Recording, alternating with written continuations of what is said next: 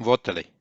VOTELI was one of the Lossoth, the hardy and secretive tribe of semi-nomadic men who lived among the snow and ice that surrounded the Bay of Forochel on the extreme north of the former kingdom of Arnor. When the bay was frozen over, they could also be found camping around its southern rim at the feet of Blue Mountains. The Lossoth were isolated and unfriendly people, descended from the ancient Forodwaith, one of the Edain, who survived the ravages at the end of the First Age. Thus, Lossoth inherited Westron as their language, among other strange and mysterious habits, which, nevertheless, helped them survive this extreme climate of their land. They were living in the houses built of snow, like igloos, or skin tents, and were always on the move, using bone skates and sleds, which were utterly incomprehensible to hobbits as well as other inhabitants of warmer climates. In the golden times of Arnor, these snowmen flourished well outside the Númenórean sphere of influence, never recognizing the king as their own overlord.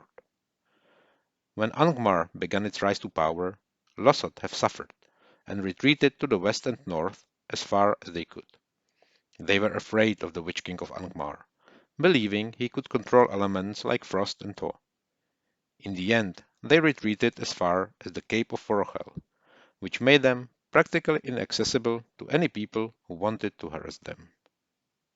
The Lossoth entered the Middle-earth history near the end of the second millennium of the Third Age, when Arvedui, the last king of Arthedain, fled into the north to escape his kingdom's destruction by the forces of Angmar under the Witch King, finding relative safe sanctuary with the Lossoth, who gave him and his men their aid, although reluctantly, until an elven ship sent by Kiadan came to rescue him.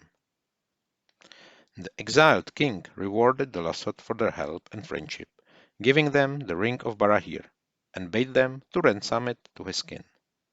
His host sensed approaching danger, and warned Arvedui not to board the ship, one reason being that they did not understand the concept of sailing ship at all, and rather wait till the omens will be better, and the weather will get less dangerous in spring.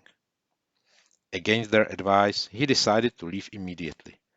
But indeed, a great storm overwhelmed the vessel, and the last king of Arthedain was lost in the cold waters of the far north, together with two of the Palantiri, among other treasures. The Ring of Barahir became an ownership of Lossoth tribal leaders in the years following the departure of Arvedui. And now we come to VOTELI. She was not from any distinguished family, and grew up in an igloo with her parents and siblings.